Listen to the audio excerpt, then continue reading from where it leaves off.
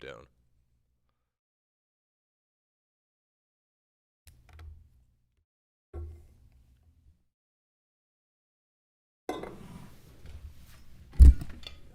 That could have gone better. That's probably on the screen now. We got a little bit of a delay. All right. We're live. Hold on, before you do anything. I want to make sure that I get it here. Okay.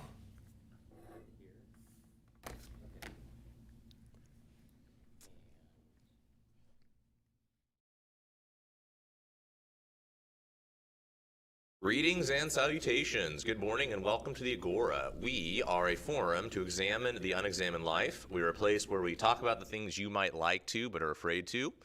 We believe that the issues of faith, morality, ethics, and society are far too complicated, nuanced, and important to be solved through memes and celebrity rants on Instagram.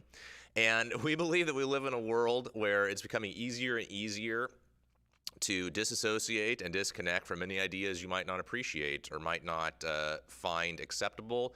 And we believe that the world is better advanced when we consider the possibility that maybe our worldview could be wrong and need some adjustment. So good morning, all. Coming to you live here from the beautiful city of Salem, Oregon. I am Garrett. This is my partner in crime, Ricardo. You might know him as Richard as well. And we are joined today by a very special guest, a man who has played a significant role in my development in the ministry and just in my own personal life. One of my former mentors from my time at Multnomah University, Dr. Michael Gurney, joining us all the way from the fine city of Portland. Thank you for having me. It's our pleasure. We hopefully the gift basket we sent you was encouraging enough, to entice you down here today. What gift basket? What? Oh, it's on the way. Trust me. Okay. Amazon Prime. They're backed up. So, Dr. Gurney. So just I'll let you share in a minute here. But again, just from a personal perspective, during my time when I was a student, my undergraduate and seminary days at Multnomah, I would say that more than any other professor there, Mike, you played a very critical role in my development, my perspective on what it means to be a man of God, what it means to think critically about the faith and about the issues of society today, and who really inspired my love for considering things I haven't considered before. And I can honestly say I wouldn't be doing this here today. I wouldn't have the pleasure of dialoguing and engaging with students and people of all different faiths and backgrounds and ideas without your influence. So thank you for that. So why don't you share a little bit about yourself, about your journey, about your day job, and what brought you here today? Well, I've been teaching at Multnomah University for over 20 years, and I think what got me interested in academics and particularly philosophy and also theology was prior to my undergraduate experience, I was in the Navy for 6 years. 4 of those years was on a ship. And when you're with people 24 hours a day, 7 days a week, and I was trying to live out my faith in a very real and authentic way, and I found myself constantly engaging people's ideas and beliefs, and trying to have honest conversations, and I was challenged. Why do I believe what I believe is true? And that really caused me to explore my faith and to say, why do I believe Christianity to be true, and what about these other views? And I found it incredibly invigorating. And I was also involved in discipling a bunch of other guys on my ship. We had a very active group of Christians, some of whom I'm still in contact with today, mainly through Facebook. And just being able to see how a robust faith, I think, really can grow, even in an adversarial context. And I've embraced this idea that if what I believe is not true, then I don't want to believe it. Why should I believe something that's false? So I want to seek after what's true and avoid what's false. And that's kind of my policy, I guess you can put it that way. And so that's been kind of my guiding strategy, and then trying to communicate that in the classroom as well. Well, I think that's an interesting point you just made. I believe we're living in a society where, not everybody, but there are more and more increasing segments that would say, whether or not you believe something is objectively true or not doesn't really matter. If it's important to you, if it's true to you, if it makes you feel a certain way, it's as good as if it is objectively true. We once had a student basically say to us, who is not a Christ follower, say, what would make you abandon your faith, or what would make you change? And I'd said, if I discovered tomorrow that Jesus didn't truly rise from the dead, if there's irrefutable evidence, I would throw it away and say, well, it's been a good run, and that was great. And this student was kind of shocked. They're like, you just give up your faith that easy? I was like, well, yeah, if it's not true, if it's not objectively true, I'm not just going to believe something to make myself happier. This person's, their idea of what is true was about more about how it made them feel and what sort of works rather than the idea of, I think, is it based in... Not to get too far off on a tangent, but I think what we've seen is a shift. What's interesting to me from a religious perspective is, really Christianity kind of stands out unique in that it really does say, look, if what we believe is true, it's based on true historical events, namely the death and resurrection of Jesus. In the Apostle Paul, in his letter to the Corinthians, 1 Corinthians 15 says, if Jesus is not raised from the dead, your faith is in vain. That's really, at least from my exploration of other religions, that's really unique. Mm-hmm. Yeah. But unfortunately, I think what we've seen in our culture, and there's I think a lot of historical reasons why, and they do have to do with theology and philosophy. But I think we've seen a shift where now faith is no longer grounded in what is true, but what is grounded in how I feel. Right. Yeah. Well, isn't part of that though? Have you read Nancy Pearcey's book, Total Truth? I haven't had a chance to read Okay, well, through she it. talks about Plato and the fact-value split and how the fact-value split has put it in. So, it used to be that religion was in the category of what's ultimately true. Now it's been put into the upper story, which is what values, right? Like what.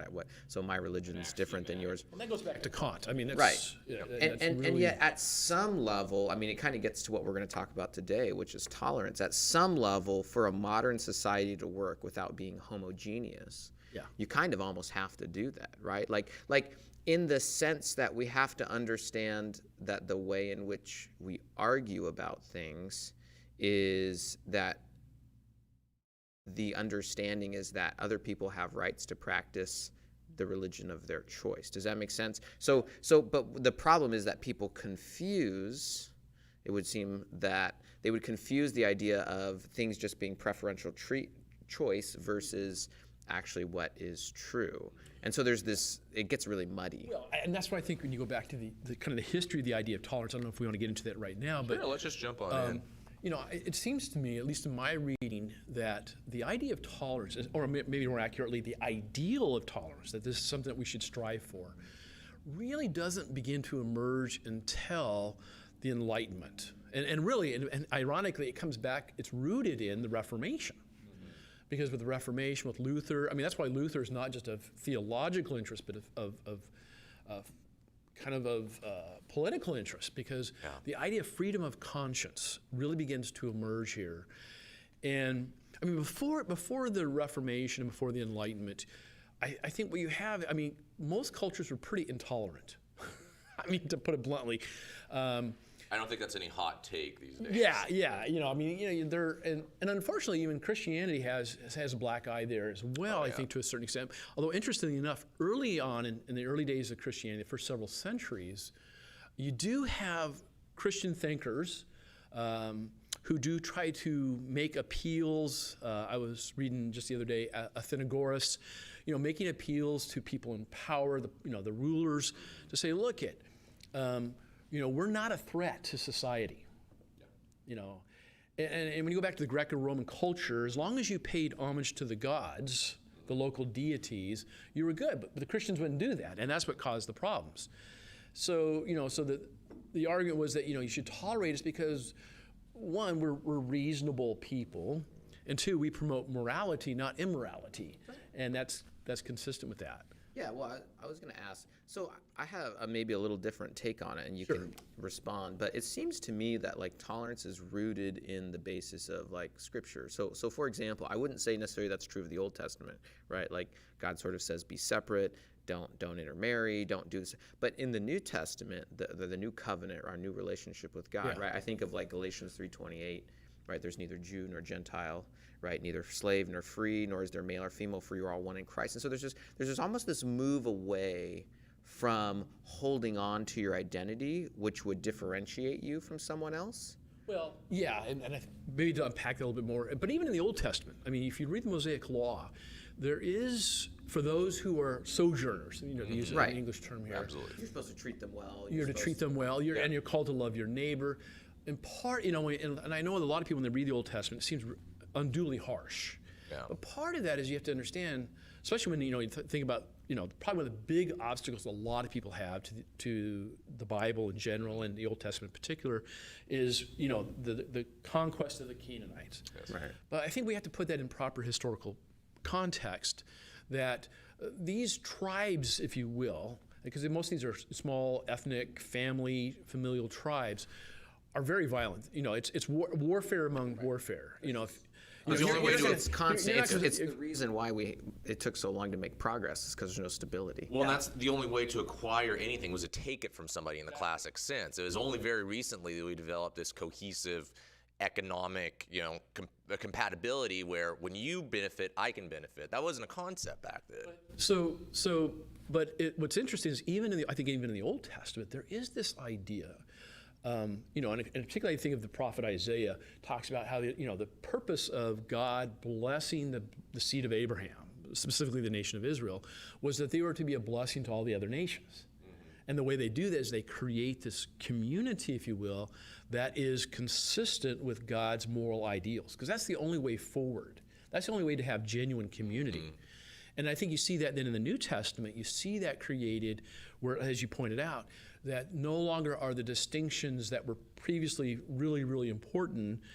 Now it's neither Jew nor Gentile, slave nor free. I mean, and that's why even a lot of secular historians recognize that the growth of Christianity, the rapid growth of Christianity, is really unique, and it's largely caused by this ability by the early Christians to not base their relationships, their love for people, on social standing. Because in the Greco-Roman culture, if you read any of that time period, social standing is incredibly important. Right. And in terms of not so much. I mean, there is some ethnicity. Even among the Greeks, they hated the various Greek policies hated each other. But it still was even more of economic, social class. So you had all these kind of social distinctions, and Christianity just basically ignores those things and says, look, all of us are in the image of God. Yeah. It goes back to Genesis and says, every human person is in the image of God. And of course, that's the foundation, I think, of Western civilization. Right. Well, and I think Christianity also, particularly in the New Testament, it established this idea that, as you mentioned, all people, the idea of the Good Samaritan, somebody who is ethnically, culturally different, somebody that from a political standpoint you would shun, don't want to associate with. The idea that Christ tells is that every single person, by virtue of being human, is entitled to certain dignity, to certain respect, to certain honor. Now, that doesn't mean that you agree with their entire worldview. It doesn't mean that when I'm helping this poor Samaritan who's been left for dead on the side of the road, that I'm saying everything they do is right and I want to be just like them. In fact, it actually, I think the whole point of even what it says in Ephesians 4, it says, be completely humble and gentle, be patient, bearing with one, and that literally means to bear the weight, right? Yep. Bearing with one another in love. Make every effort to keep the unity of the Spirit through the bond of peace, one God and Father. And there's this, I think the bedrock is there. I don't think the Christians over the years practiced this well. I mean, I don't always practice it very well. Well, no, I think, and that's the problem when it gets spread out. Even Christians now attack each other nonstop over minute. I mean, to go back to the example of Jesus. John chapter 4, when he's talking to the Samaritan woman. If you understand the cultural context of that, what Jesus is doing, he's breaking all sorts of taboos. Oh yeah. And I think in a lot of ways, the reason why this is such an important story in the Gospel of John is because for the early Christians, it's here's Jesus, our Lord, who is basically treating this woman as a person that is to be valued, but also notice that, and I think this is where, and then going back to Ephesians 4 as well, it's love conjoined with truth. And he's not afraid to say the Samaritans are wrong about the proper place of worship. You're God. living in a state of sin. And he's not unwilling to confront her on her immorality, but in a very loving and gracious way. Yeah. And I think that. But he's also willing to be around her, which I think is a statement of. Well, the very And fact to that he listen asked- to her and validate. Well, the very fact that he asked her for water, that's just something a pious Jew would not do in Jesus' day. So that's interesting.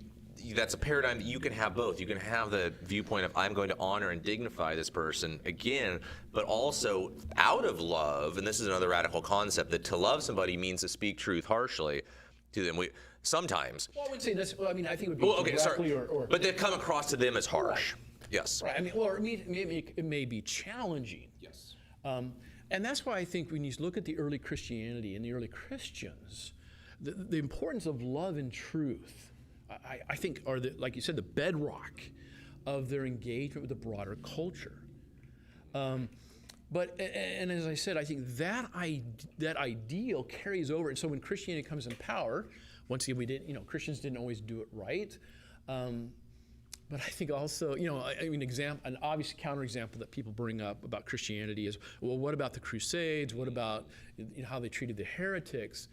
I think there's some room for criticism, but you also have to recognize that they took seriously that theology matters. Yeah. And that what is really most important, what should be most important to us, is our eternal destiny. And so they wanted to stop the spread of bad theology to the point where people's eternal destinies were threatened. Yeah. And so they tried to, I don't necessarily say that they always did it right. I don't think you can justify everything they did. But I think we have to understand that in that context, in that time, it is incredibly challenging to I find this even true about myself personally. How do I live out truthfully and lovingly with my neighbor, particularly my neighbor who doesn't have the same values, the same beliefs that I do? I think there's also a sense in which humans are humans.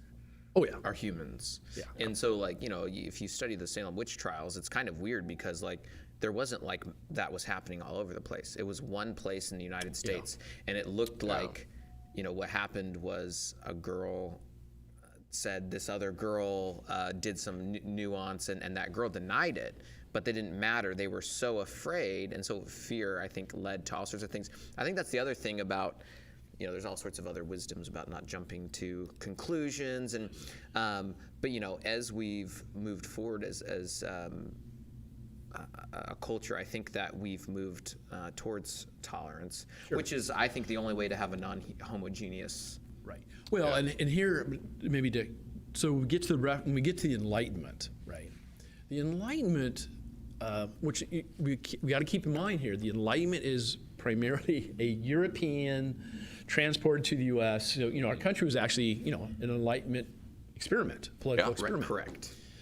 And I think one of the challenges, though, was that I think as we look at like for example John Locke, the philosopher, as he writes on the issue of human rights that are not grounded in government, they're grounded in God, and he's operating from certain Christian ideas that we're still dealing with, that they're still operating primarily in a very homogenous culture. Yeah. And so when the founding of the United States, and I think our founding fathers who are children of the Enlightenment, tolerance is seen as a great virtue. And I think for a couple of reasons. One is it's profoundly informed by this idea of the Enlightenment. It's on the one hand informed by Christianity, but it's also informed by certain Enlightenment ideals. And I think this idea of progress of knowledge, because the early Enlightenment thinkers are mostly Christians. Over time, though, the Christianity of these Enlightenment thinkers begins to morph. And, you need to get deism, and then of course you get the free thinkers who are some, especially in France, who become very become very atheistic. Like Diderot. Yeah, so you get this kind of diversity. But they still all of them still held on to this idea that humans have intrinsic value and worth, in order to be treated respectfully.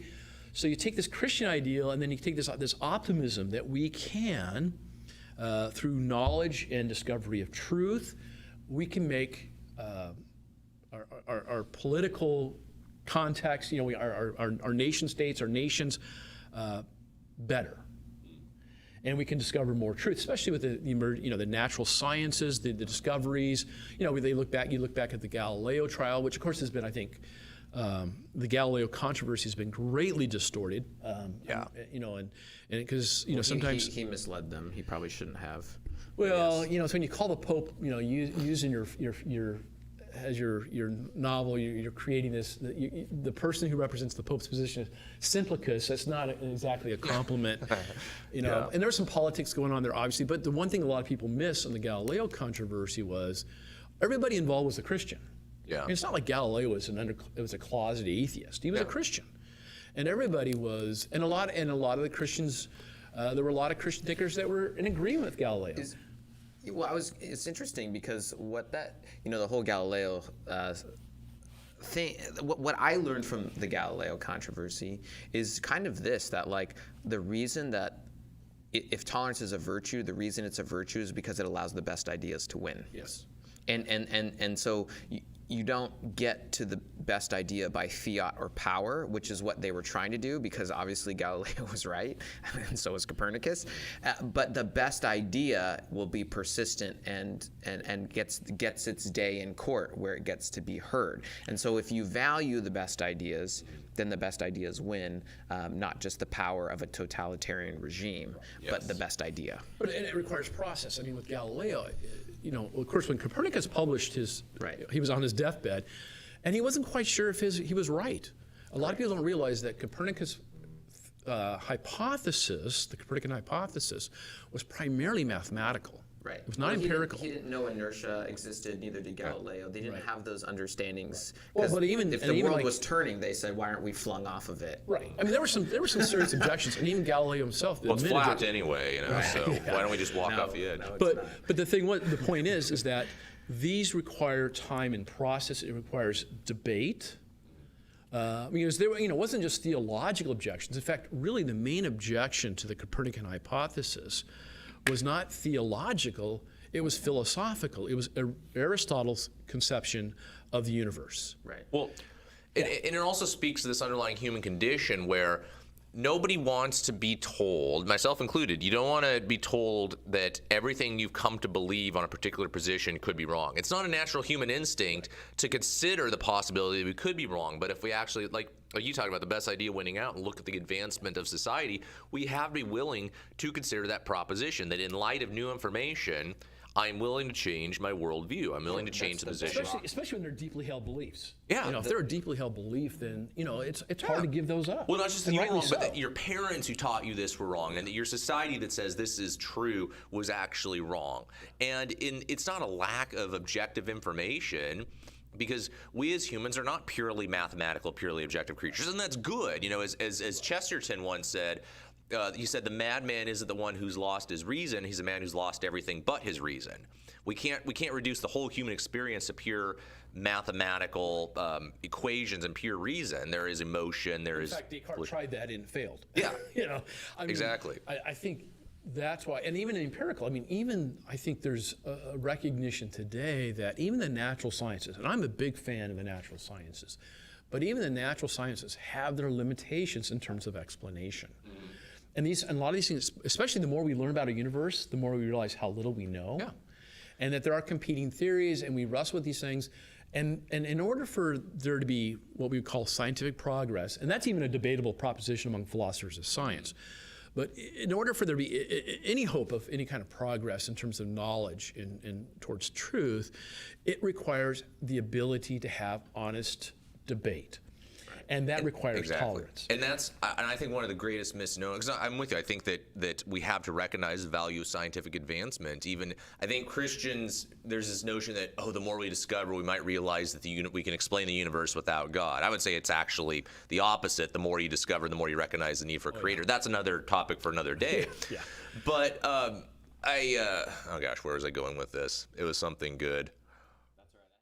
Oh, okay, no, I was just going to say that I think one of the great misnomers is that there are some people who will try to present the idea that science is bias-free. There is no predisposition. There is purely you just let the evidence speak for itself, and that's it. And as opposed to a faith-based worldview that is wholly based in bias, and that is absolutely untrue. I mean, I think certainly we want to strive for objectivity. Of course. And of course, objectivity itself is a very complex notion that we won't get into. But I think that, this idea that scientists come in, they put their white lab coat on, they're purely objective. It's just plainly, their biases at the plainly door. false. I mean, But, I think the whole thing is, first of all, the idea that the best idea wins is an Enlightenment idea. Right. That just totally comes out of that. And I believe part of what the founders of the United States were trying to do was to put it in such a way so that people could follow ideas, that they were free from, like, the pursuit of happiness is you can do what makes you happy apart from the condoning of the government to certain limitations. Yeah. But Erasmus, who is a Dutch Renaissance humanist and Catholic, he was writing on religious tolerance, and in De Libero Arbitrio, I probably pronounced that wrong, he was opposing Martin Luther, and he noted that religious disputants should be temperate in their language. Sure. And so what this means is, extremism comes from when you kind of look at the other side as being completely and wholly evil, like we don't treat them as human, we treat them as another, right?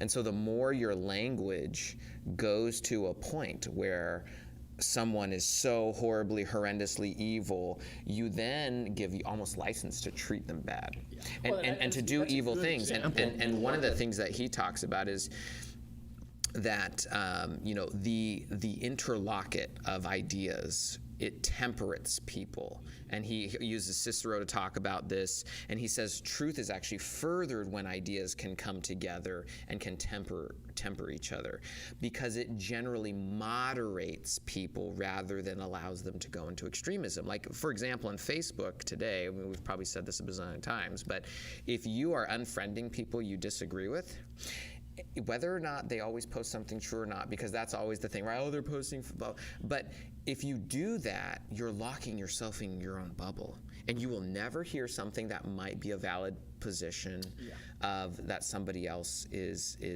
bringing out. And so it is better to engage with ideas, which is really scary for people, than to not engage with them, because otherwise you're locking yourself into a little bubble. You're never hearing another perspective. So the best ideas aren't getting heard.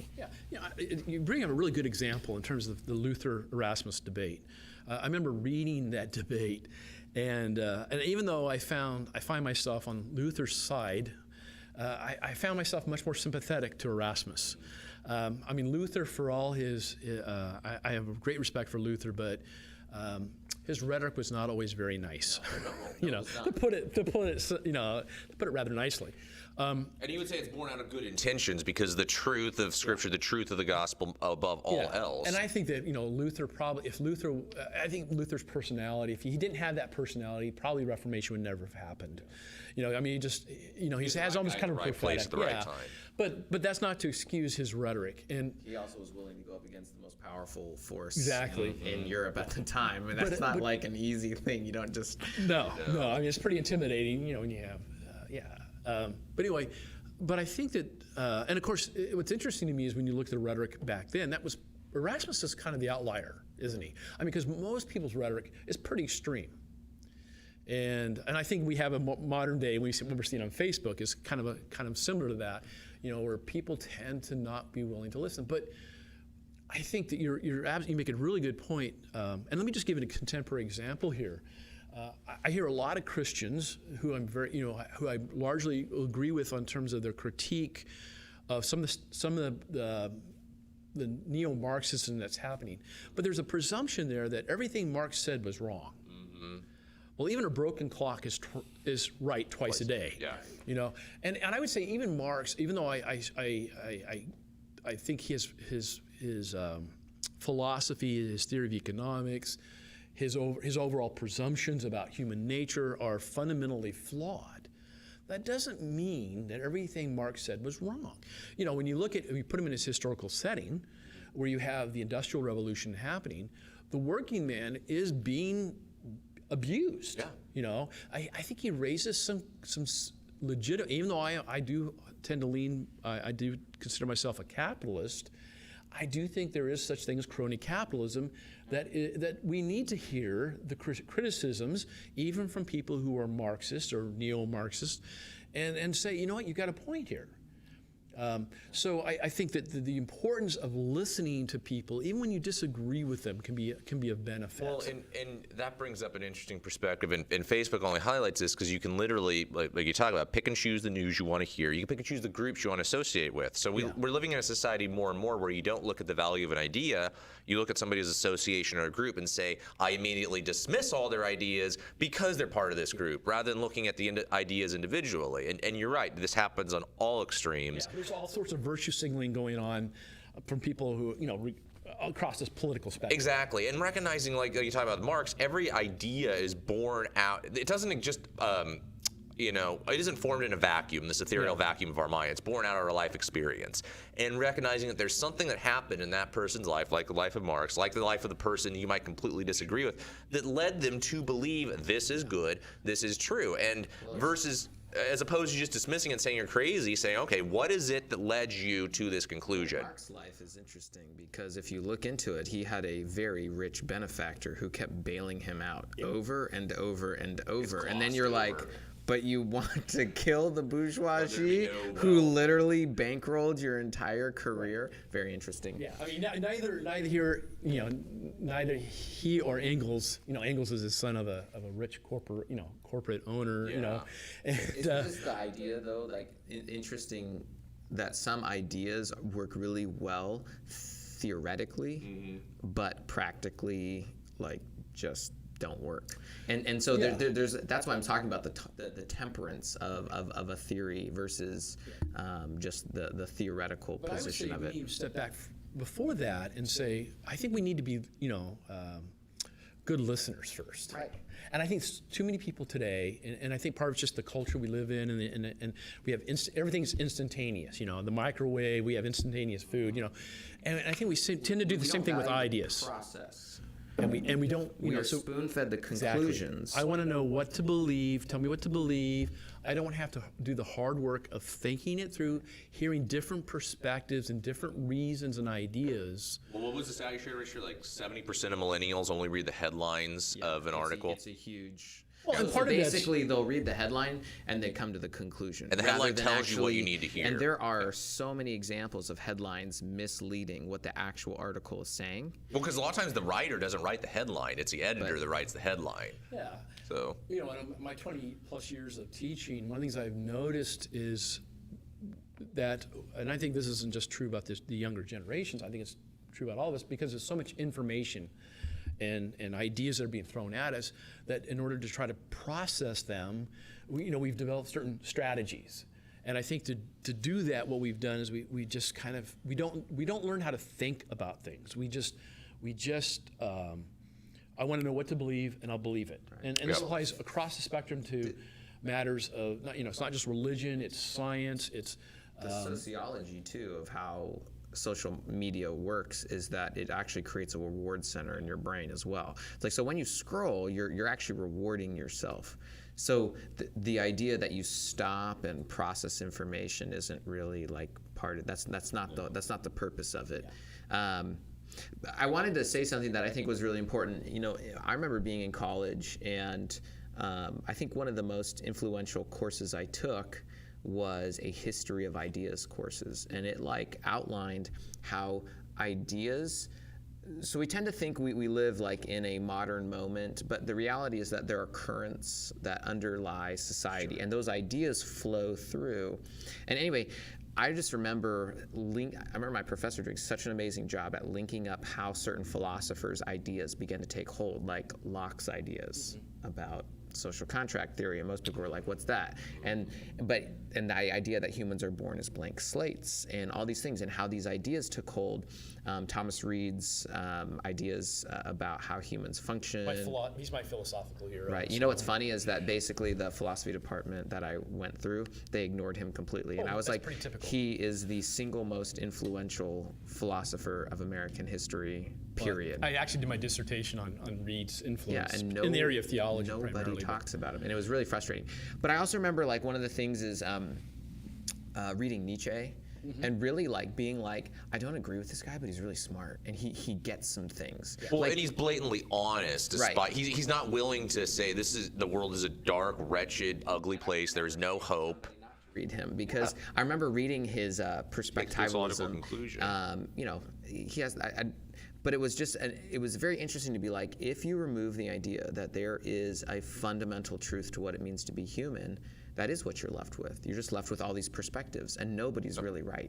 Well, actually, All that's left is actually with Nietzsche, it's all about power. will. Yeah. It's will. Yeah. Power. And he gets that from Schopenhauer, and you know, but he, you know, Right. I think Devoid of truth, you decide what's true, and then you use your will, and after that, Right. if you I gain think power, he's, that's I what think makes he's you being true. consistent with his position. Exactly. And but this takes us. I think with the Enlightenment, what happens is, because I think the whole point, I think the motivation for the Enlightenment thinkers was if we can come up with a universal understanding of what is knowledge and truth, then especially the religious wars that were going on, the 30 Years' War, that we can resolve these conflicts. And of course, what postmodernism represents is not always a rejection, but saying, look, the Enlightenment project failed. It And yeah, well, at least that's their contention. I would say I don't And think so, it did. and I think Science has been amazingly successful. well, yeah, but it does. But philosophy, you get guys like Paul Feyerabend who point out that, and this goes back to the Thomas Kuhn's observation that there is a social dimension, the creation of paradigms that suggests that maybe science isn't just a matter of observing nature. There's a sociological dimension here. Well, and you can't observe it from a completely blank box. Again, you can't step outside your perspective and your life experience and observe anything. Science has been Right. so expanded to the point that, like, we talk about social theories as science, and I would be objectionable whether I would allow that. Well, like, I don't want to get out too far because but the word science itself actually originally was used as just general knowledge. Right. But So the actually word we've narrowed it. psychology was the Enlightenment's way of saying we can study the human psyche and we can put science to it. can boil in the everything same way down. we can physics and like sociology. Right. But even before that, Plato talks a lot about the soul. Theology is these are all products of the Enlightenment. So I would be a little hesitant of pushing back and saying, hey, we need to. I want to. But I want to get to I don't want to get back to the point though. Is that I think what happens with the after the Enlightenment, and the general perception that the Enlightenment failed to come up with a clear, universal definition of knowledge and truth. That what this has created, I think, is the rejection of truth, Right. and its connection with, or a truth in any objective sense, and its connection with tolerance. So I think that's where I would see a shift. Whereas tolerance, I think that the ideal of tolerance in the Enlightenment period is primarily that idea that people have value and worth, and they're to be treated respectfully, and that in the intercourse of ideas we can further advance knowledge to truth. But when you take truth out of, if you take truth out, that's kind of is the goalpost. Truth is what we're striving for, and this goes all the way back to the pre-Socratics. But if truth is taken out, then what's left? And so I think what we've seen is a shift in the idea of tolerance away from this idea that tolerance is primarily about persons. We tolerate persons, not wrong ideas or false ideas. Now, certainly we want to hear the ideas and determine whether they're true or false, but and that requires process, as we've talked about. But that, so that people have to have freedom to do that. This is where political liberty becomes very important. But once you take truth out of that equation, what are we left with? So then that's why I think we've seen this idea of tolerance has shifted from we tolerate persons to the idea of ideas, that we have to accept all the ideas. And of course, the problem is you can't do that. You can't live that out. Are you saying that some ideas are logically incompatible, that 2 + 2 can't equal both 4 and not 4 at the same time? Exactly. Yeah. So yeah, I think there's this tension that I think, like, what I would call is encapsulated in classical liberalism, which is the historical understanding of the idea of what it doesn't have the same meaning that people think of it now. Right, People think of liberal now as meaning of political, but classical liberalism was just an idea that you as an individual had freedom, economic freedom to do what you want. It's much closer to modern libertarianism. To think about what you want. Well, it's Well, the highest political good is individual liberty. Yeah. Correct, and that is a fundamental change, of course, throughout the human history. Yeah. Right. The individual is also the smallest minority. The individual is what? The smallest minority. The Well, smallest and that's minority. why, to me, to kind of, when you look You at get into critical theory and the all founding fathers and the creation of the American Republic, what they are trying to do in the development of the political system is you want to avoid two tyrannies: the tyranny of the majority and the tyranny of the minority. Yeah. And they're trying to find that balance. And I think that, so when we talk about classical political liberalism, it's that attempt to really create a state or a nation that acknowledges and respects the minority, gives them freedom to have their ideas, even if they're not popular. Yeah. But also with the idea that that we can, there's this kind of optimism, there's this underlying optimism that as we engage these different ideas, that's going to, in the long run, can make everybody better. Well, a more flourishing city-state, or Yeah. nation-state, I should say.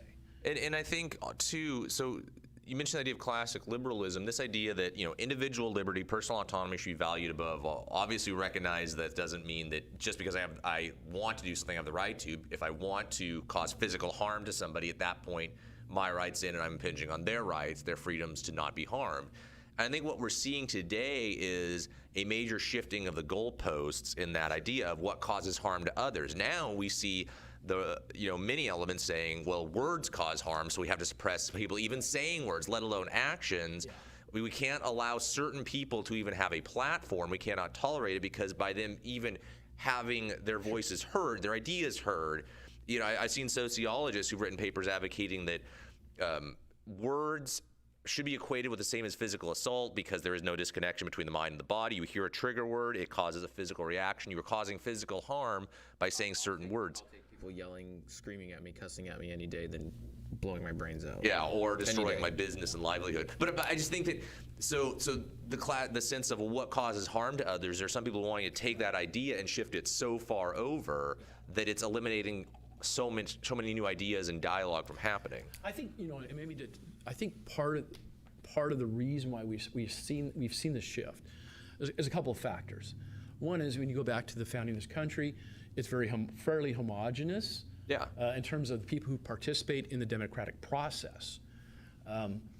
Well, it's fairly disconnected too. Well, and of course, unlimited. I mean, there were swaths of people who weren't part of that process. Exactly. Yes. Particularly we think of the slaves. And we need to recognize that. Yeah. If you weren't a property owner, if you weren't male, you were kind of pretty much excluded. So that allowed to. Right. But as we've expanded that notion of citizenship, Yes. and as we become more pluralistic, not only do we have people from Europe, we have people from Africa who participate in the process. We have people from Asia who are participating in the process. And of course, there's not just Christianity. Now we have Eastern religions. So you have all of these mixing. It becomes much more difficult to have a set of commonly shared values and beliefs. Well, and that's just on a side note on that, because I got to say, I love when people say, well, we should take the system that works in Denmark or Iceland, or a country with a few million people. It's incredibly homogenous and apply it to America. And I'm like, you don't realize that because we are such a melting pot, things are harder because you have so many different value systems coming to the table. And I think in addition to that, I think rightly, so I think our country was founded on the notion of human rights and freedom. Absolutely. But I think, as some have pointed out in the last 10, 15 years, our obsession with rights, and this is not just true about one side of the political spectrum as opposed to the other. I think it's just a different set of rights. So people who tend to be conservative or on the right, gun rights, for example, is very treasured. And on the left, bodily autonomy, like on the abortion issue. Yeah. So we've become obsessed with rights, and so now it's a battle of rights. And I think what gets lost in all of that, and of course the lack of homogeneity, is that what gets lost in all of that is that we've lost the idea of civic virtue. And this is something when I started. You mean if I disagree with you, I start throwing things at you, yelling at you, like? Well, is that what you mean by civic? Like, I go back. I just watched a video yesterday. Apparently, these people's flight got delayed. Oh yeah. And they did you guys see this video? Anyway, and they went in and then attacked the people who were just sitting there, and they're like, it's not our fault the plane got delayed. They attacked them, and they're like trying to defend themselves and then get off, and it's nuts. See, it's interesting to me when you go back to. Is that what you mean? Well, what I mean by civic virtues, Plato talks about this, Aristotle talks about this, Cicero talks about this. It's amazing how much the early Christian thinkers and the pagans, Plato and Aristotle, those guys, agreed upon virtue. What is virtue? Yeah. And what are the virtues? And of course, the belief, and you go back, if you read Plato or Aristotle on this, they talk about how in the city-state, the polis, that it's important for the citizens to be a people of virtue. And that's foundational to any hopes that the community can flourish. That's the key to flourishing. And I think another factor in what we're seeing today, the dysfunctionality of today, is because we lack moral virtue. And we lack it because our culture has largely embraced moral relativism. And to me, it's the great... It feels good to you, do it. Yeah, and the great irony to me is this.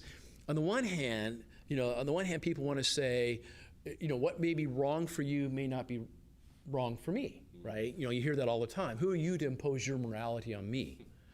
I don't know if I hear that as much anymore. Well, that's the funny thing is because, and I would point this out to my students when I talk about moral relativism. If moral relativism is true, then there is no such thing as justice with a capital J. Right. Because justice turns out, according to moral relativism, is you have your justice, I have my justice. My community may have their conception of justice. Your community may have their conception of justice, and nobody's right. Well, and then what and you nobody's have wrong. is what Nietzsche said, which is you have factions of people. Then it becomes a matter of will. Different ideas. Well, but then it ends up just being who has the most power. But is that really just? And So the concept of justice, has to be in place. Right. That even those who don't have power have representation and have a voice and have certain dignity they're entitled to, even the completely powerless. It kind of goes like this, if I may. Mm-hmm. I remember one of my professors who is an atheist and a very nice guy, but he said, it's interesting, the way the Constitution is written is that we are given inalienable rights, and yes, we all know they weren't given to everybody up front. We get that, and they should have been, and we've expanded that and have corrected it since. Or at least trying to. Trying to, yes. Yeah. But the idea was so, he put it, pretty out there. He says, even for me as like an atheist, I recognize how do you ground the value of humans outside of the concept of saying God is the one that says all humans are equal. And he was like, I don't have an answer for that. And I thought that was very honest of him, at least to, I'm sure there are lots of people who would jump up and be like, oh, we've got an answer. But it was one of those really good one. Social contracts, the closest that I've seen, but it still falls short. I've been in several public debates on university campuses where I've debated atheists on this topic. Now, and it's important to point out here, I'm not saying that atheists are immoral. Right. Yes. In fact, most atheists I met have tried to be really good people. They try to be moral people. But for me, that's even a bigger problem for the worldview. Yeah, they have because a problem. Where does morality come from?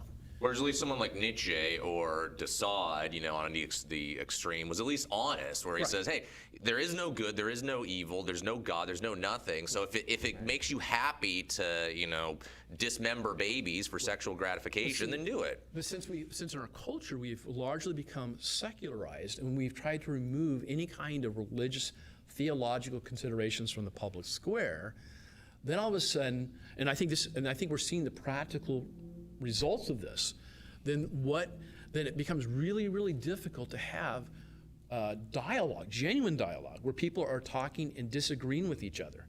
In fact, let me just give you, here's my definition of tolerance.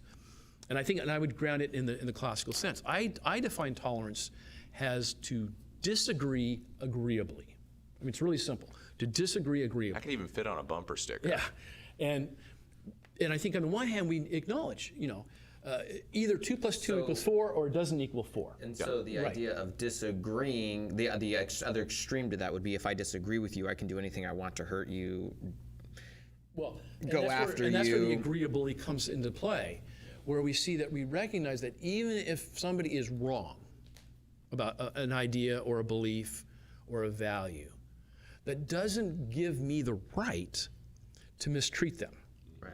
Because Otherwise, you're committing the same sin that basically every other group that has been in power does, or who has not been in power, even those who. And the reason, but to me, the only way to make sense of that, and this goes back to the atheist issue of in morality, is because when I look at a person, I see them as somebody who is in the image of God and therefore has value and worth, no matter what they've done. And that's why, just to give an extreme example of this, that's why the idea of punishment, criminal punishment, in the most extreme cases, where somebody murders somebody, we don't, we make a distinction between legitimate criminal punishment, suppose, for example, the death penalty, and I realize that's a controversial topic, but just for the sake of argument, say, that capital punishment is correct. But we make a distinction between legitimate forms of capital punishment as opposed to just taking somebody out and beating them to death. The lynch mob mentality. Just kind of a lynch mob mentality.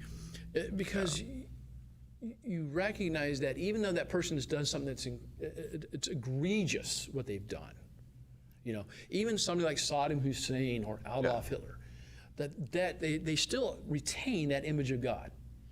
And I wonder if there's many people who really, even like 20 years ago, Saddam Hussein, I wonder if people even really know what he did. You know what I mean? Like I don't even know if we have in our modern culture, we live so much in this. Yeah. You know what I mean? Everything is right now, what's going on, that there is not a temperance of looking at the whole picture. Because I actually wonder if there's a lot of young people who are like, Saddam, wait, I got to Google that. Well, did you guys hear the story about... What did he do? Yeah. Even just from 10, 15 years. It's the loss of actually, history. it's mid-90s. So what is that? Gosh, Well, he was that's 25 executed years in ago. 05, I think. He was captured in 03. I think executed in 04 but, or 05. But war crimes. Well, I think what people. we're getting at, though, is that there's got to be some sort of standardized system of justice, not just everyone's opinion about what justice is for that individual. Goalpost, it's kind of unfair because then there is no sense of consistent justice. And there are books out right now, I think, redefining terms of racism, terms of that have long held been classically stable, redefining those things and then saying the goalpost has moved. Well, because once again, we've gotten away from the idea of truth. Yes. Right, where truth, where now truth becomes, primarily pragmatic, or truth becomes localized in the sense of our community, we have our truth. Yeah. We apply this in the area of religion. People say, well, Christian, I see the bumper sticker coexist, for example. Yeah. And people say, I applaud. Huh? I applaud. Yeah. I applaud it because coexist doesn't mean co-agree on everything. No, well, I totally understand, but I do think there's. Listen, you got to be honest with. There's a whole long history of Christians, Catholics, Muslims, everybody killing everybody. Sure, and this is where I get to where I remember I in some way accept the fact value split on a pragmatic reason, and that is I don't know a way to get homogeneous. We are not a homogeneous society, and we probably never will be. We're a melting pot, right? And if we really want the future where the one Christian can sit next to someone else who's an atheist and doesn't believe anything they believe, and yet they can be friends and they can be neighbors and they can get along, you have to elevate. I don't know if I'd call it a higher value, but you'd have to elevate this idea of what the Constitution says, which is you have a right to life, liberty, and your pursuit of happiness. And your pursuit of happiness can be totally 100% different than mine. And that person doesn't even have to accept truth to live that out. Let me disagree agreeably with you. Okay. Man. Because I think you and I would agree that it's wrong to mistreat people of other religions, right?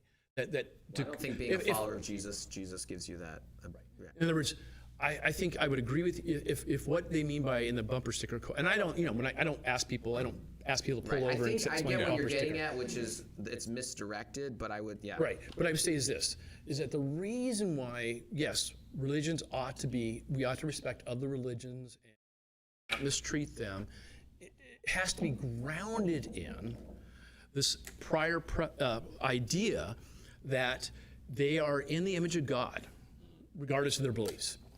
So, but the problem has become what I think a lot of people intend, particularly people who embrace what we call religious pluralism, is that coexist doesn't mean just accepting them. Because frankly, here in America, I mean, yeah, there are some outliers. There are some people who engage in religious bigotry. Right. But Or for the people most who part, just are ignorant, like Right. the Sikhs always get labeled as Right. Muslims, I mean, but yeah. they're not. They're Right. Sikhs. Right. And They're the people most don't know peaceable, And they're very non-violent different. people Right, on the right. planet. I've been to the Right. temples and Yeah. Best lentil soup you'll ever have. Just hop on there. But what people do is they say to coexist means not just to accept them as being here and being able to practice their religion, also means accepting their views as equally valid. That they're And when you take propositionally true in the same manner that and your that's beliefs are where, and that's where I say propositionally true. then the problem becomes, and here's the problem, and this is where this leads to another problem, which is, and we're seeing this firsthand in a global level, when you see Christians being killed by Muslims. You're seeing Christians kill Muslims. You've seen Buddhists.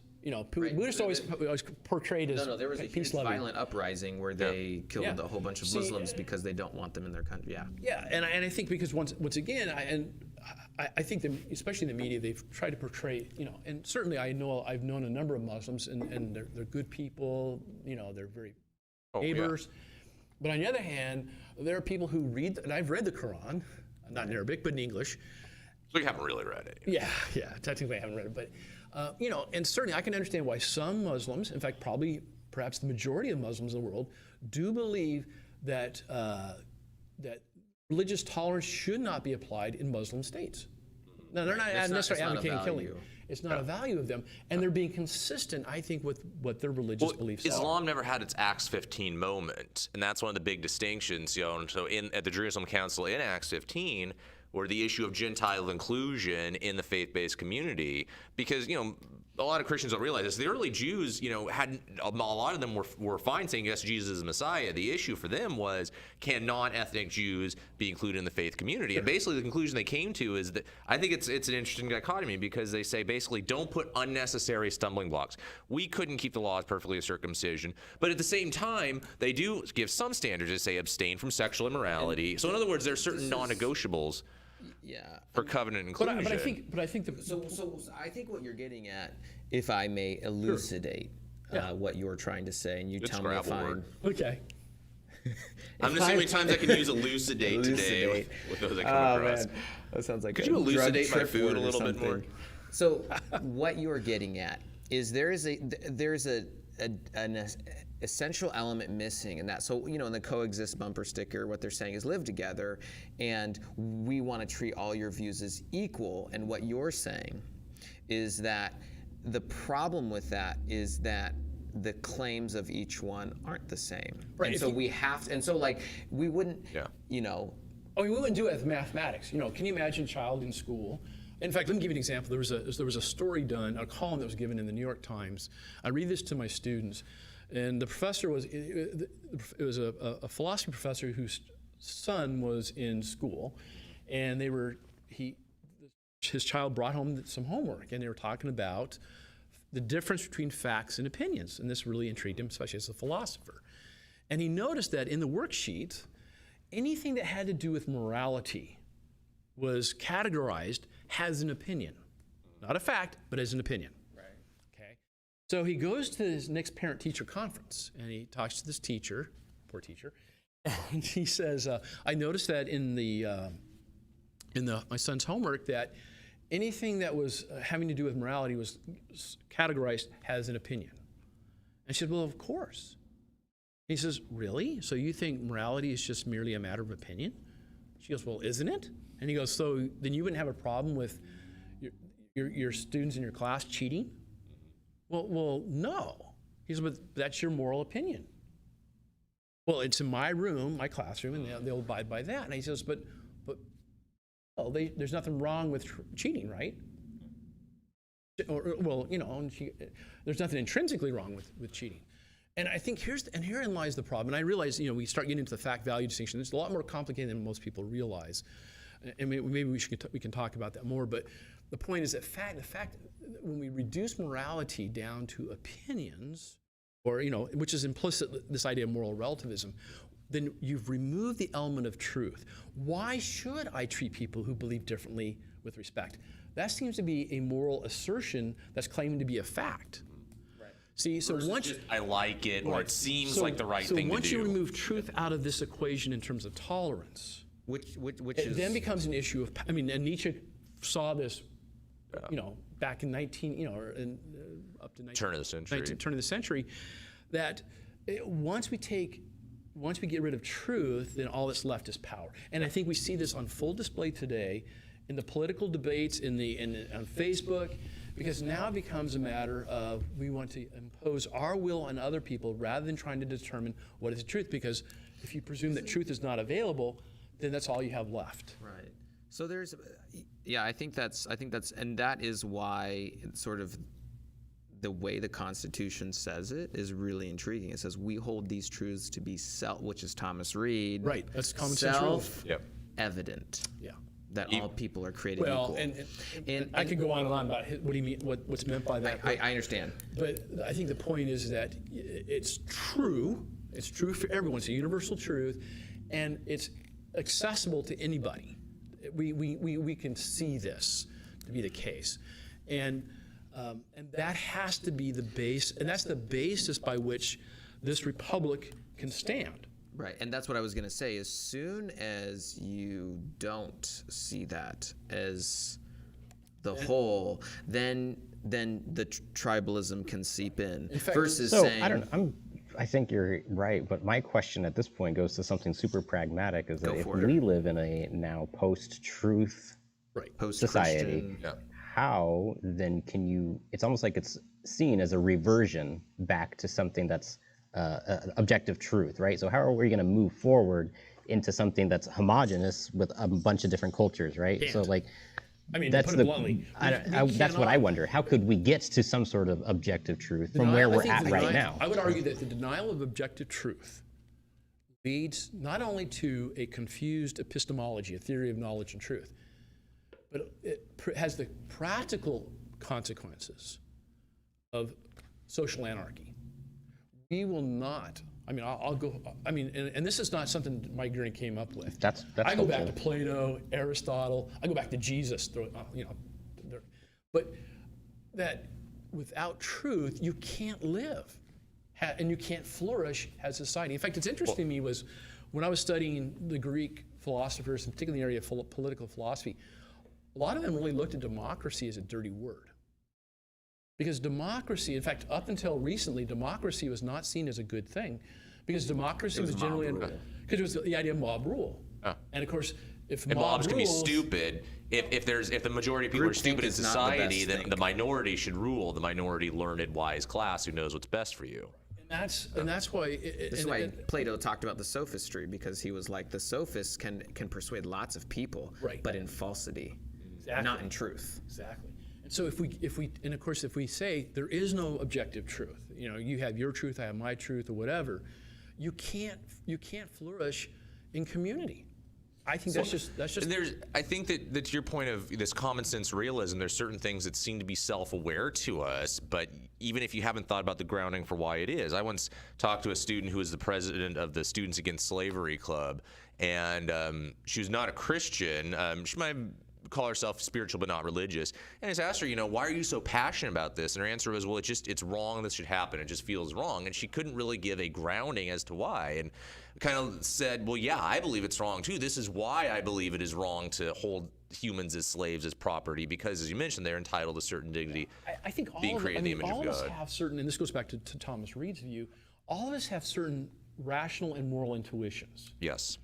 And that's why I said it's the great irony, I think, of the day, that on the one hand, people widely embrace moral relativism, but on the other hand, get all fired up about justice. And rightly so. I think we should get fired up about justice. But the problem is that there's an fundamental incoherence there. Yes. And I think what they're doing is, the late Francis Schaeffer used to call it borrowed capital. That we have the people that take these ideas and still live them out. I mean, you cannot live.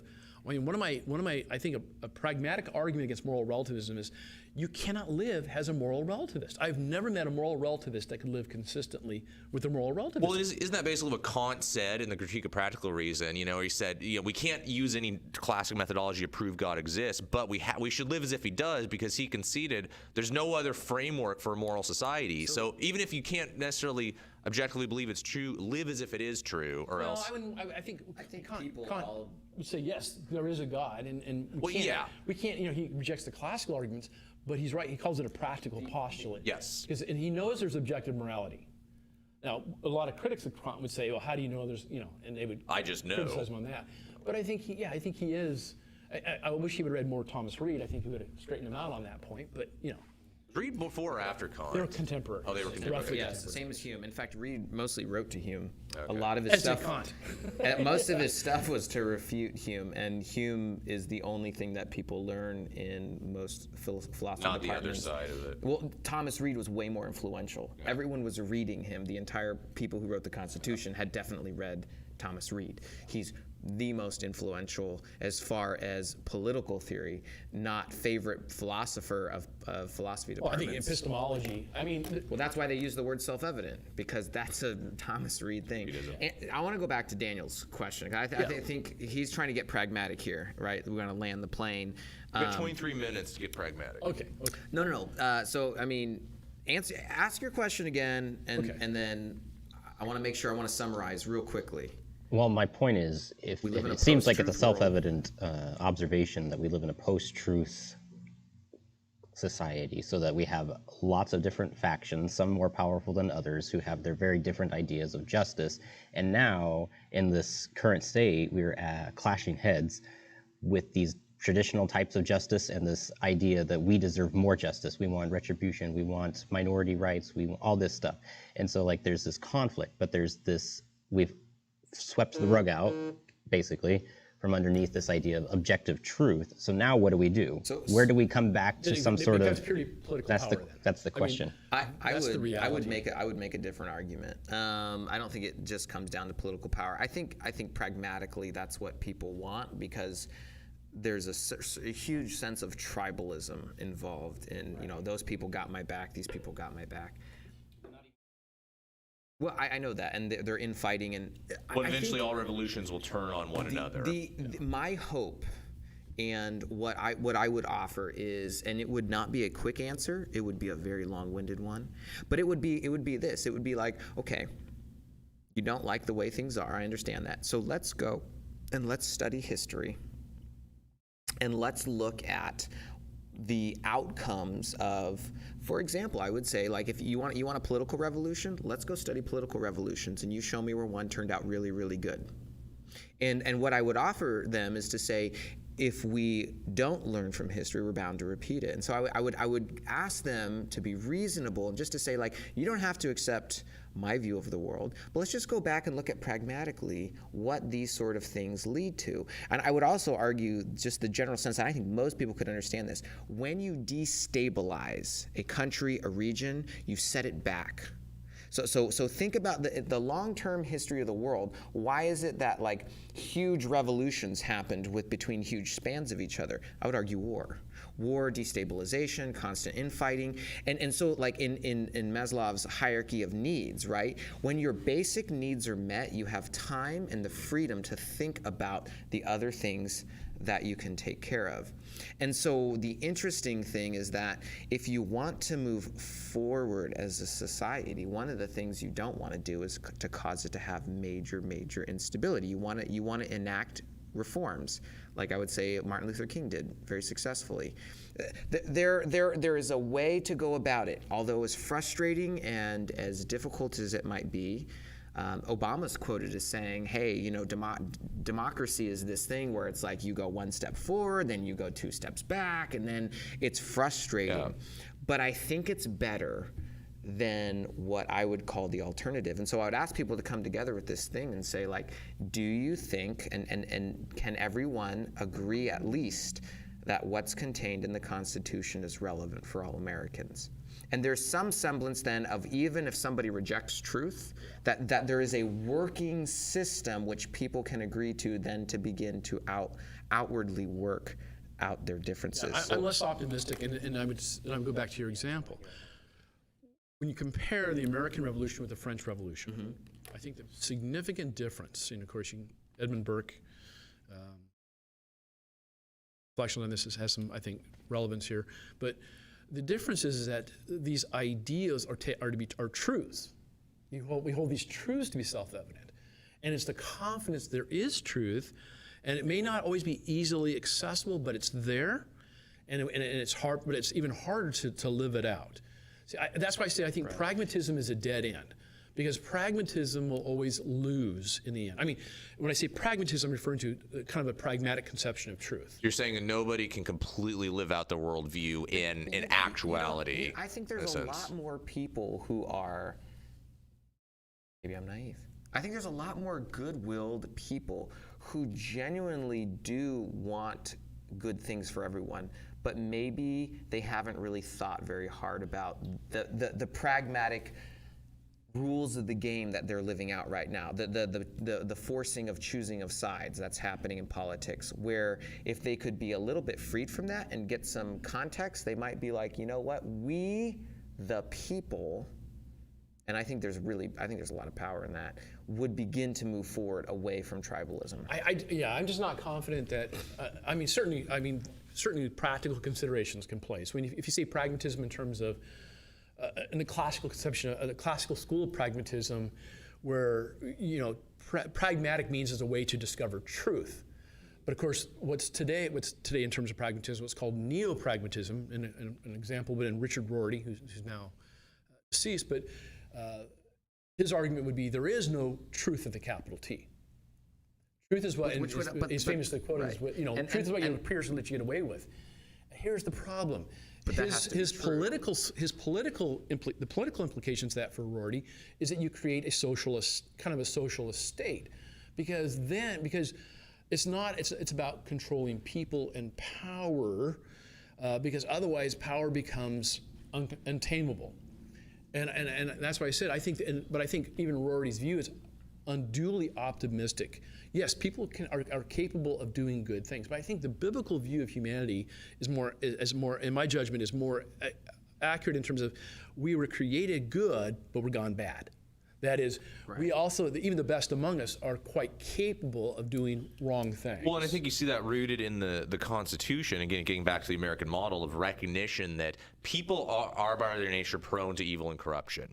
And so it's the separation of powers, exactly. Right? And that's the idea and that's what frustrates me with some, and I'm not here to take political sides. One thing I find ironic is that some on the progressive side of politics today advocate power to the people, and individual people, and what they mean by that is socialism. What happens in socialism? The state, a smaller group of people, have immensely more power over the individuals. And I've used this example before of, the Enron scandal back in 2001. It was terrible. People lost their life savings. It was a horrible example of what you call crony capitalism.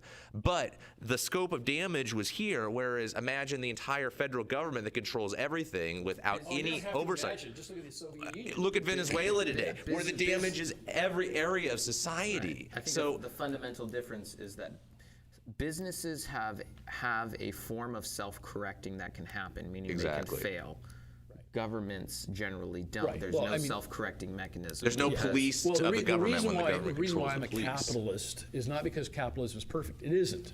But I think the problem with socialism, and if you go all the way back to Jean-Jacques Rousseau, his presumption here is that humans are basically good. Yeah. And the problem is when you if you operate in that presumption, then you can have people in power who make the decisions, and you can have this kind of, as Rousseau, humans are bad, capitalism works because your own self-interest is the motivating. Well, not just self-interest, but it's the decentralization of political power and the mutual interest in succeeding. In other words, that even in a capitalistic society, yes, wrongs can be done. There is crony capitalism, but it is less concentrated in terms of political power and economic consequences than what you see in a socialist economy. Well, and I've heard it said a lot of times before, and I totally agree, that perfect is often the enemy of better. That people say, again, reactionaries say, well, this system isn't perfect, so let's completely throw it away and do the exact opposite. Again, you see an example of abuse in capitalism, any system that you can see. So let's I mean, you're seeing this right now with the defund the police movement. However you might feel about it, it's like, okay, I've also heard the saying, never make an important decision when you're upset. And I think there's a lot of emotivism in that we have this reactionary tendency to say, well, there is a flaw in this system, so let's completely throw it out. Yeah, I wouldn't necessarily just go to say socialism as a whole. I would say authoritarianism. Like I think socialism, there is a way that you could do. So here, I would put it this way, like, fascism is often said, oh, that's right wing, and communism's left wing, but they're both authoritarian states because the power is completely and utterly in the government's hands, not in the people's hands. This is why I'm a libertarian, because I don't want the government to have undue power. I want them to have appropriate power. And so I would see it, not necessarily just as the word socialism, but if authoritarianism, if you give people a giant iron fist, be prepared for them to swing the hammer and probably not swing it in the most just way. To push back a little bit, I think the ideal government, and I don't think any human government is capable of being an ideal government. The only ideal government is the kingdom of God. And that's a purely authoritarian because it's ruled by God. Well, even Luther. But the reason why it works and why it's always just is because God is perfectly just. Yeah. He's all-knowing and he's always wise. Well, even Luther acknowledged that, where he said an earthly kingdom can't exist without the inequality of persons. He recognizes there's always going to be certain inequalities. Any political system we come up with that's human is going to be flawed because it's human. And that's why I think that the greatest good for individuals is their individual freedom to choose what's good for them. In fact, I think that's enshrined in the Constitution. I don't see how anyone can disagree with that, because your pursuit of happiness can fundamentally disagree with somebody else's pursuit of happiness. But the truth is that you choose to coexist. Well, let me to disagree agreeably with you again. And this is the reason why I'm not a libertarian, because I think humans are social animals. And I think, yes, individual rights are important, but we also have certain social responsibilities in virtue of living in community. And you cannot have a flourishing community without that. And I think the Founding Fathers understood that. But they believe that's the reason why we have the First Amendment, and particularly the religious clause in the First Amendment.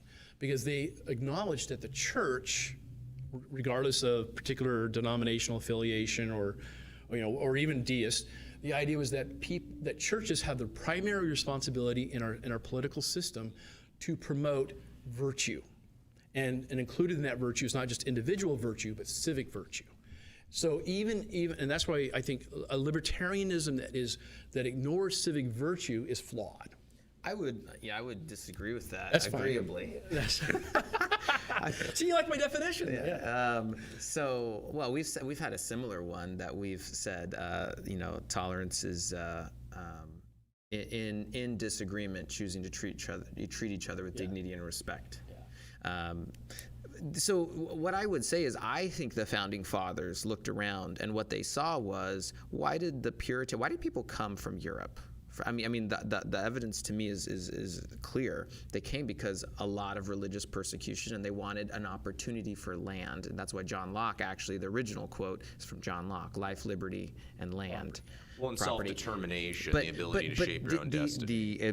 Exactly. And so I actually see the Constitution as far more libertarian than the idea of, social virtues is a commonality when people are homogenous, but that the whole purpose of the Constitution, as I understand it, is to put in place in other words, one Christian group can't say to another group, the Puritans, oh, you can't exist and we're going to persecute you. Like, they're protected now. So their own individual autonomy is a protection. And so what I feel like is they looked around the world and they were like, man, governments seem to take everyone's rights away. They seem to not protect individuals. They seem not to allow people to worship by themselves, and kind of enshrine the idea that we can individually coexist.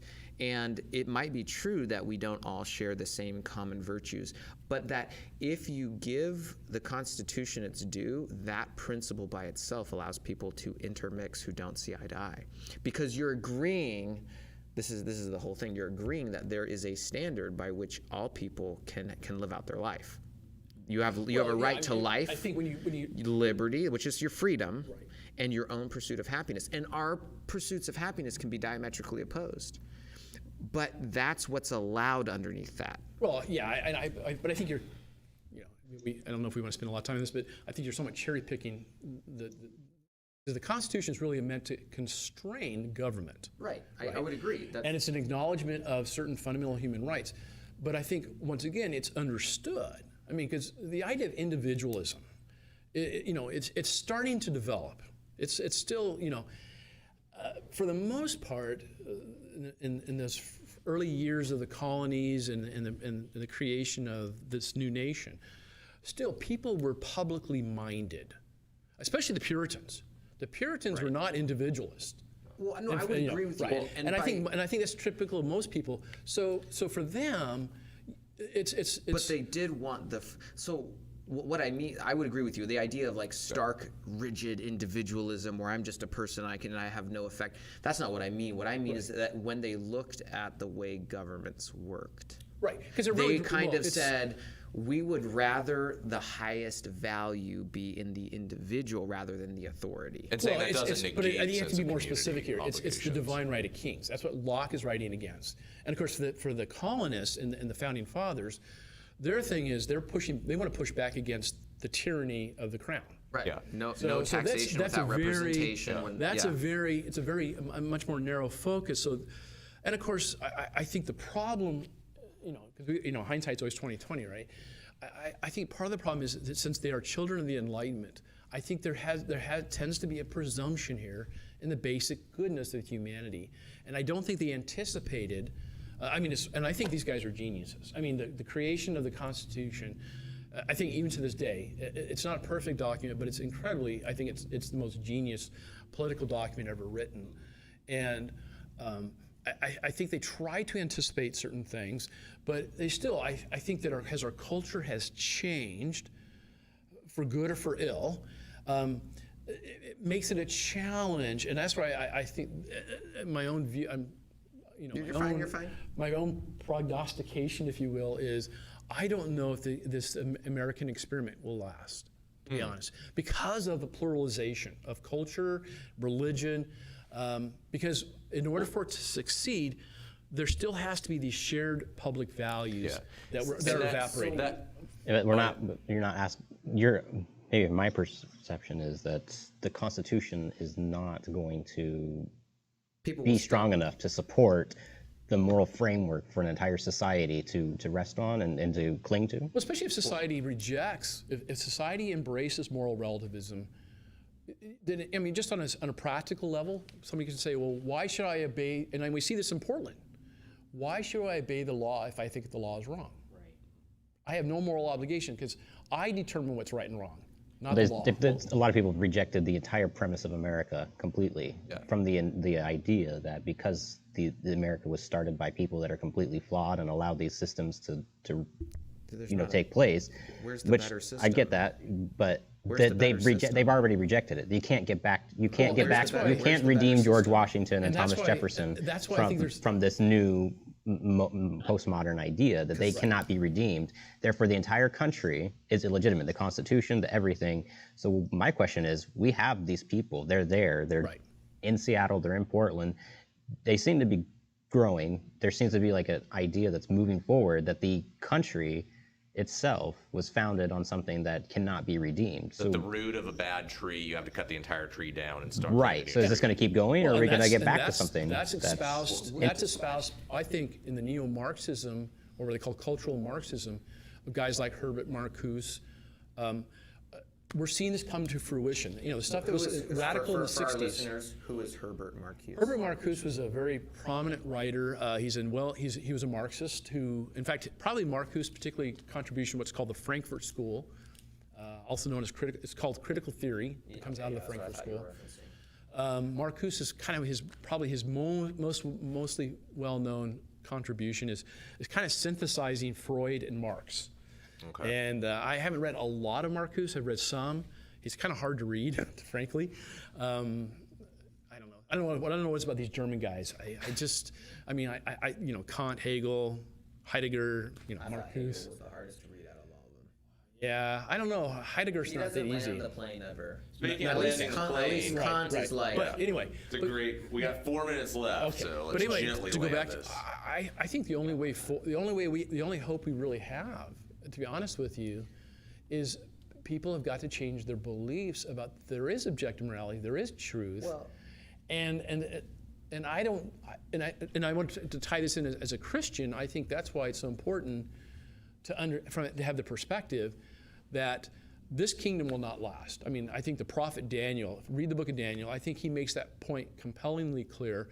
Every human kingdom will fail, including in his day the Babylonian kingdom and the Persian kingdom.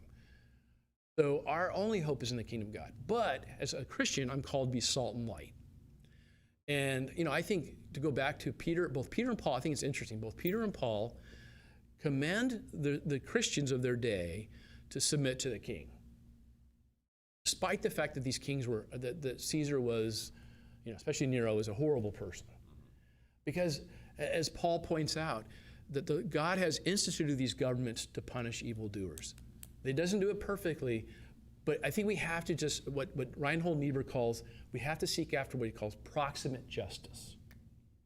But we're never going to achieve pure justice on earth because we're humans and we're born unequal. And I think so for me, my hope and confidence isn't in America.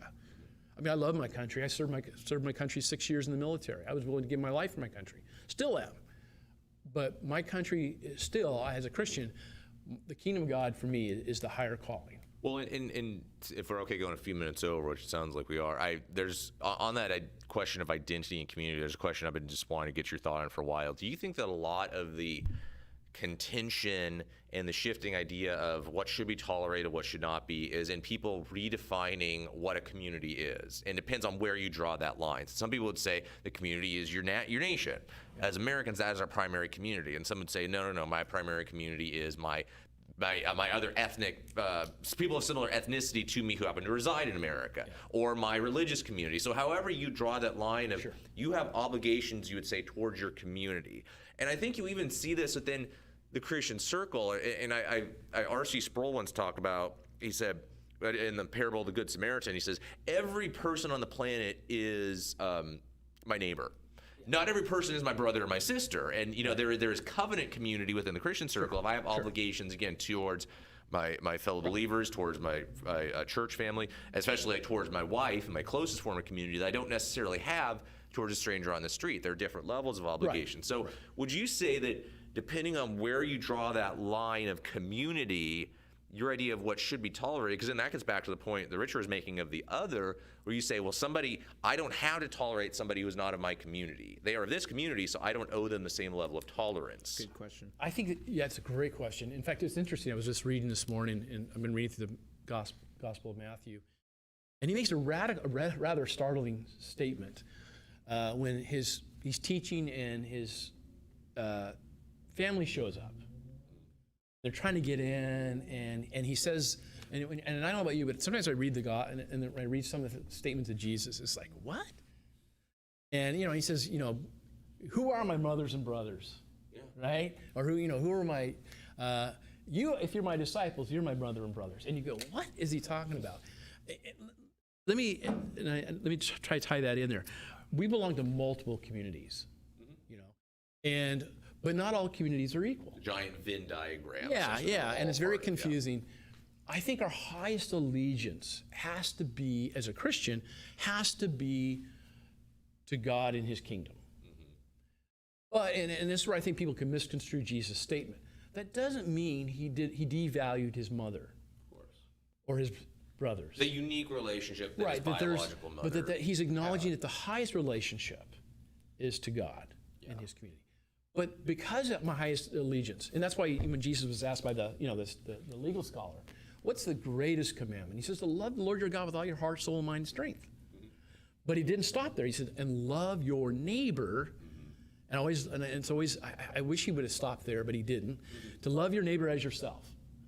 And I think the reason why that naturally follows loving God is because when I recognize that person, who's not my religion or not my ethnicity or not my people I prefer to be around. Gender in some case, however you draw that line. Whatever categories you want to use, but that person's still in the image of God. And because I love God, and because God loves me despite my sinfulness, then I am called to love that person the same way I love myself. Yeah. And I think that's the great, in my judgment, that's the great equalizer, if you will. And that's what allows, I think, actually for justice to actually happen. And maybe not even just yourself, but also your tribe and your community that you associate yourself with. Like, give them the same sort of respect and dignity that you would give. It extends to every human person because they're in the image of God.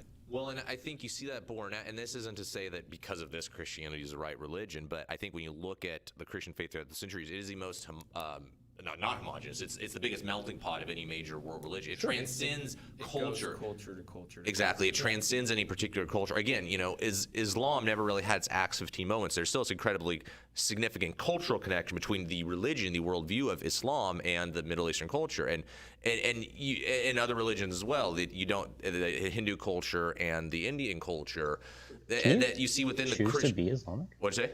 I mean, can you be Islam? Can you convert to Islam? Oh yeah, Well, in fact, there's an interesting. Don't you have to learn Arabic to read the Quran? Arabic, yeah. Well, the Quran only exists in Arabic. I would recommend if you ever get a chance, watch this. Denzel Washington. I can't remember the name of the movie. It was just Malcolm X was the name of the movie. Yeah. And of course, for Malcolm X, one of the things was when he went to Mecca, and he realized that there were Muslims there that weren't just Arabs. They were, and they weren't Africans, just black. Europeans. They were all sorts. And so I think to some extent, Islam acknowledges that there aren't these ethnic distinctions. Yeah. So in some ways they have that. But what's interesting to me is that I don't see anywhere in Islam, and I could be wrong on this, and I'm certainly willing to, if anybody knows a passage in the Quran that encourages this, where you have the same idea as what Jesus says, to love your neighbor as yourself. And the neighbor extends to not just people who believe like you. Exactly. I mean, and like I said, I know they're Muslim. I have friends who are Muslims who are very good people. They're very good neighbors. They treat non-Muslims very well. But I think when you look at the history of Islam, that's not always been the case. In fact, I think that's the exception rather than rule. And like I said, I could be wrong on that, but yeah. So, well, I just want to kind of. So you were getting at the idea. So one of the things I've thought a lot about, and I don't know, what's that? It looks like you have 10. Yeah, I do. I have a lot of ideas. My brain goes way faster than I can talk. I'm gonna use the bathroom while you're getting that idea out. I'll be back. I think one of the keys is there. I would differentiate slightly and say, I think there are people who can probably be just fine not thinking that there's one absolute truth to everything, but that there are people who generally understand that there has to be a core identity to people of a nation. And so what I'm getting at here is, to answer your question, people who think that the nation's illegitimate, well, they're members of the nation, right? And so the more we can help people understand and see each other, and this is what I would say, and this is what I think all divisive rhetoric is trying to do. It tries to differentiate people as though we aren't the same. Well, yeah, that's an interesting point. And so the rhetoric is part. I mean, I'm a rhetoric major. So like, for example, you read an article and it tells you these kinds of people are the problem, and then you go, well, I'm not that kind of person. You've differentiated yourself from that other person in a way that isn't, I don't think, actually. And so this is what happens: is the more that is allowed to happen, the more you're going to create separation, the more you're going to get extremes on the side. I think one of the quick ways to dissolve this is to allow people to have a general understanding. For example, when governors talk about New York, they'll always say, it's very different. It's almost like saying we're an American. They'll say, we New Yorkers. They want people to see the commonality in them.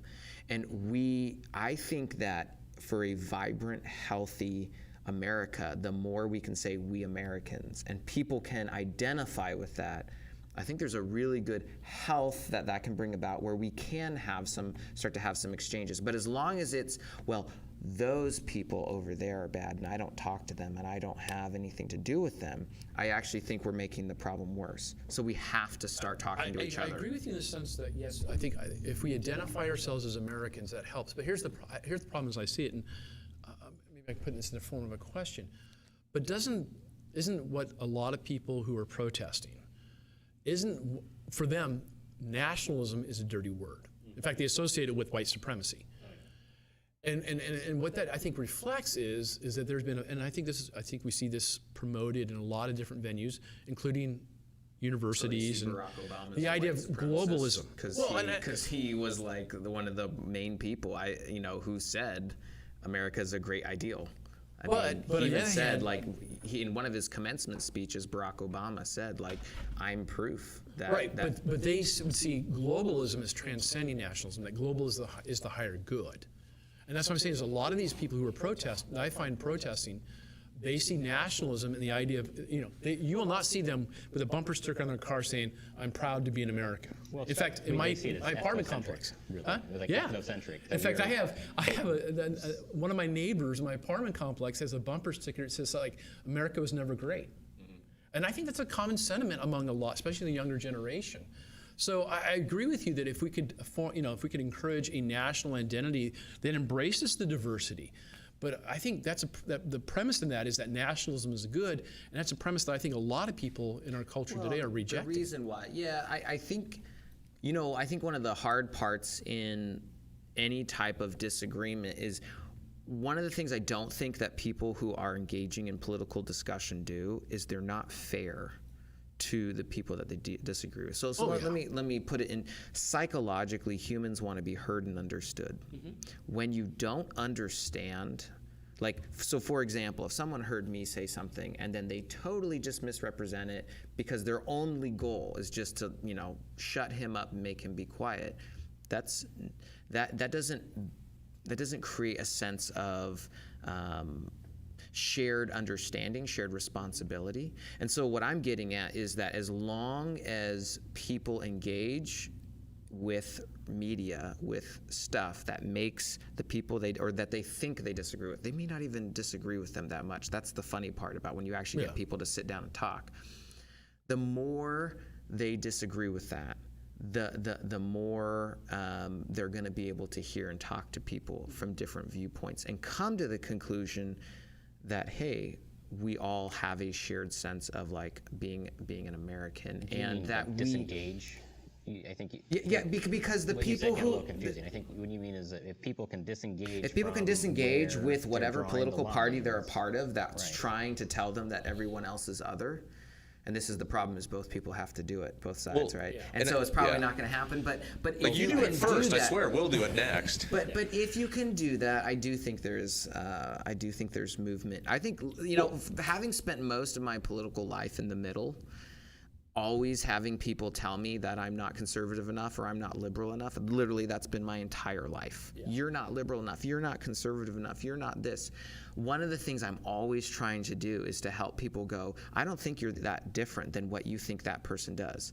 For example, a lot of people who are really critical of our nation, they see a blind, utter love for our nation as though it doesn't have any sins. And what they feel like, and I think they feel unheard about is, guys, there are major major faux pas in our past, and you're not willing to recognize them, and they feel like that's just glossed over by people that they would politically disagree with. And I would say, like, you know what, you're right. We have some major stains. Hears about it. At the same time, and this is what I would say is uniquely true about most people, right? There are some great people who have some major issues in their past, but that didn't destroy everything that they have to offer to society. Well, which is why I'm restorative in my view of people coming out of jail. We should be restorative with them. Yep. And so if you can get people to move to that place, and I'm not sure exactly how to do that, but to have those kind of, this is why I'm like very, very, very much, I tell everybody, I'm in the middle. You can label me whatever you want, but I want people to converse. I want people to have that dialogue, because I actually think it creates shared understanding and shared value. And when people feel heard, they feel understood. Yeah. Then they don't feel like, oh, okay, well, you're just not listening to me at all, and why should I talk to you? Well, and that gets back, and I'll make this my final point since we're about to wrap up here. I got an extended version today, so 15 minutes free. Yeah, I was gonna say, that'll make up for our technical issues. We've been super solid today, so way to go, awesome producer Daniel. But that just gets back to the point that we reiterate time and time again, is that it's a lot easier to disagree, to vilify somebody, to put them in the category of the other behind a screen on social media. It's a lot harder when you sit down, or you're willing to sit down face to face and say, okay, this is a human being, this is flesh and blood, they have a story, they have a mother just like me, they have a father just like me, they have experiences just like me. It's a lot harder to just vilify them and say they're not entitled to tolerance, they're not entitled to rights, versus when they're just an idea behind a screen. And again, we live in an age where when you can literally pick and choose who you want to hear from, what you want to see, and what you want to believe, it gets harder. You can go through life, and I said this before, I'll say it again. You know, it used to be where if you had to get along with your neighbor, you had to get along with your coworkers, or else you didn't have human interaction. And now we live in a society where you say, I don't have to give a damn about getting along with my neighbors. I don't have to worry about getting along with people I interact with. I can just go find people who already agree with what I agree with online and just associate with them. And that's a really good observation and point, I think. That's as a practical takeaway, I just think it's so beneficial to be around people, to hang around people, to talk to people, listen to people who are different than you, and to have different religious beliefs, to have different life experiences, different nationalities even. I mean, I spent a 6-month cruise courtesy of the U.S. Navy, traveling all over the world, and and it was an incredible experience, and just being able to engage people and talk to people and listen to people who were different than me, and I realized that was, for me, was just eye-opening that, wow, people they're different. I mean, there's similarities. There's there's some ways people are the same, but there's also differences. And just because we do things in America a particular way doesn't mean it's the right way. Yeah. I mean, at least it got me to open up to that possibility and to think about, and just and unfortunately, I think the church, we've not done a particularly good job, broadly speaking, of doing that. Especially here in America, and I think one of the things I have valued as a Christian is being in a church context where I had people who are from different countries who are Christians, and seeing how they how they live out their Christianity, and some of the differences in how they live out their Christianity, and it helps me to see some of my blind spots. Absolutely. Well, and to be exposed to different ideas and cultures doesn't mean that you condone everything they do, and I think we live in that society, that's a flaw sometimes of our modern society, is that I can't even associate with them, because then again, people are going to think I'm condoning them. Or on the other flip side, where people say, well, you need to learn to listen. What they're really saying is, you need to listen and you need to change everything you believe by listening to them. It's like, I'm glad to listen. It doesn't necessarily mean after I listen and think about it critically that I'm necessarily going to change my mind. But people want, when they say listen, they mean listen and change everything you believe. That's my final thought. Daniel, you got any final thoughts from behind the screen? I think, if I can leave our listeners with anything, I really encourage you, don't expect everyone else to have to do what you yourself believe is the highest ideal. Like, if you think people should talk to each other, then go talk to each other and develop friendships and see people as people, not as bumper stickers of represented ideas. I mean, I really think the more you can get away with that, the more you can just be like, hey, these are people, and people have value and dignity. I think it's self-evident. I don't think you can have a modern culture that won't do nasty things to each other without that self-evident truth. But I really think that's just the model and way that you just continue to move forward. I would say, in terms of virtues, I think there are moral virtues, and there are also what we call intellectual virtues. I think one of the intellectual virtues that's really important, and is humility. And when I teach my philosophy class, the first day of class, I say to my students, every one of us in this room, accepting God, presuming that God exists, which I think God does, but other than God, all the rest of us are quite fallible and likely have false beliefs. And I think that having that posture, I think, is critical of being willing to listen. Sometimes when I've talked with the atheists, for example, I'm convinced that atheism is false, but I could be wrong. Mm-hmm. I'm willing to listen to their reasons and and not just to do an intellectual exchange, but even to get to know them as a person. Yeah. So I think humility can be really, and I'm not saying I've mastered it by no stretch of the imagination, have I? But I'd really try to strive that. Best at humility. Yeah.